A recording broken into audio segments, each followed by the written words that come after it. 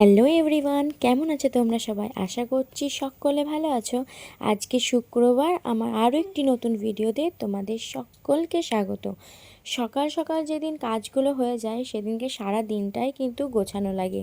কেননা মা যখন দেরি করে কাজগুলো করে তখন অনেকটাই বেলা হয়ে যায় মায়ের মুড়ি খেতে। তো সেই জন্য যতটা পারি চেষ্টা করি মায়ের কাজগুলো এগিয়ে রাখার। সকাল সকাল সকাল বাবু যেহেতু ঘুম থেকে ওঠে, এখন দিন দিন 9টা 11টা আর 2টোর মধ্যে বাবু ঘুমিয়ে যাচ্ছে। তো 9টার মধ্যে বাবুকে ঘুম পাড়িয়ে পিসির কোলে দিয়ে এসে এখন লেগেছি হচ্ছে বাসন ধুতে। বাসনগুলো ধুয়ে নিলাম, আর বাসনগুলো ধোয়ার পরই চলে এলাম যেখানটা বাসন রাখবো সেই জায়গাটা পরিষ্কার করতে।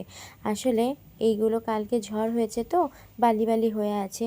কষ্ট করে বাসনগুলো ধোয়ার পর যদি আবার সব বালিই লেগে যাবে তাহলে তো ধোয়ার কোনো মানেই হয় না। তার জন্য আগে এইখানটা জল দিয়ে ধুয়ে নিলাম, তারপরে বাসনগুলো রাখলাম রোদে শুকাবার জন্য। যখন শুকিয়ে যাবে ফাঁকে একবার মা নয়তো আমি মুছে তুলে নেব। আর কালকে ঝড়ে আমাদের এই 2টো ডালের আম না পড়ে গেছে।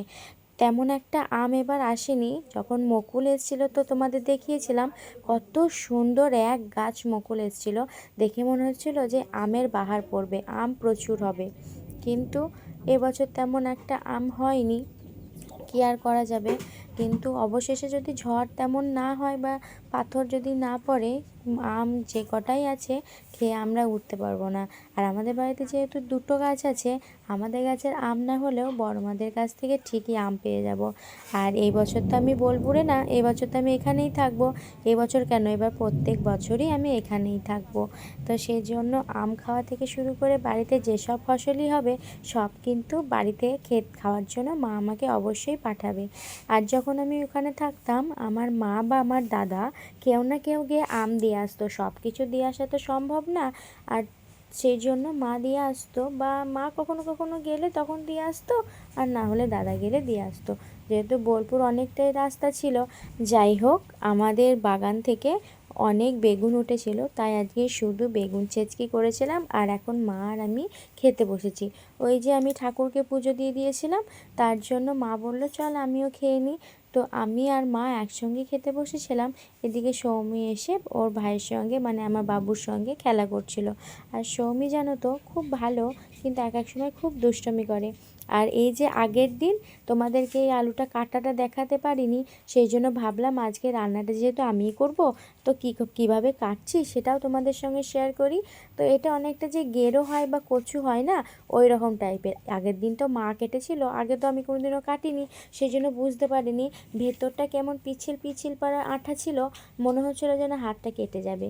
আর বেশি আজকে ব্যবহার হয়নি, যেহেতু 2জন খাবো তার জন্য আবারও কিন্তু অর্ধেকটা আলু রেখে দিয়েছিলাম পরের দিন খাবো বলে। আর আজকে রান্না করব উচ্ছে আলু ভাজা আর ডিমের ঝোল। তো এখানে বাবু পাশেই খেলা করছিল, প্রথমে ঘুমাচ্ছিল জানো তো, তারপরে যেই ভাতটা চাপাতে গেলাম তখনই আওয়াজেও উঠে পড়েছিল। তো উঠুক, পিসি তো আছে ওকে খেলা দিচ্ছে। আর ও আমার ছেলের একটা ভালো অভ্যাস আছে, ওর যদি পেট ভরা থাকে ও অতটা কাঁদে না, ও নিজের মতো খেলা করতে লাগে। শুধু একা থাকলে একটু ভয় করে, ও তো এখন খুবই ছোট, প্রায় প্রত্যেকটা ছেলে একা থাকতে পছন্দ করে না। সেই জন্য ও পাশেই ছিল, আমি একবার করে ওর দিকে সাড়া দিচ্ছিলাম আর এখানে আসছিলাম। তো ভাবলাম যে ওকে দাঁড়িয়ে দাঁড়িয়ে মানে ও পিসির কাছে আছে, আমি ততক্ষণে আমি রান্নাটা করে নিতে পারি, তাহলে মায়ের একটু তাঁতটা বোনা হবে। আর যেহেতু মায়ের কাপড় তাড়াতাড়ি বুনলে পারে আমাদেরই সুবিধা। বসেছি এখন দুপুরে খাবার খেতে, রান্না বান্না তো হয়ে গেছে আর মাও এসেছে। বাবুকে জামা পরিয়ে দিচ্ছে, ওকে চান টান করিয়ে দিলাম। আর আজকে রান্না করেছি উচ্ছে আলু ভাজা, মিষ্টি আলু দিয়ে ডিম দিয়ে ঝোল, আর ডেলোর টকটা কালকে ছিল। এই তো আমার মা ওকে জামা পরাচ্ছে। চলো আমি খেয়ে নিই, তারপরে কথা হচ্ছে। ডেলিভারির পর থেকেই 2জন মিলে মা আমি একসাথে খাওয়া ভুলেই গেছি। হয় মা ধরে বা আমি ধরি, তারপরে খাওয়া হয়। পুরো দুপুরটা তো একটুও বাবু ঘুমায়নি, তাই সন্ধে যে হয়েছে তখনই কিন্তু ও ঘুমিয়ে গেছে।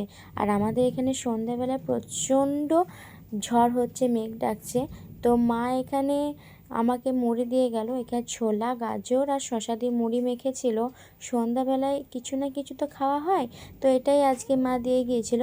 আর বাবু প্রথমে ঘুমালেও তারপরে ঠিকই উঠে পড়েছিল দুষ্টামি করবে বলে, তো পায়ে ওকে তেল দিয়ে আমি খাওয়া শুরু করেছিলাম।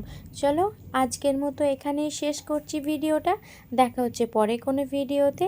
ততক্ষণ তোমরা সুস্থ থেকো, ভালো থেকো অবশ্যই।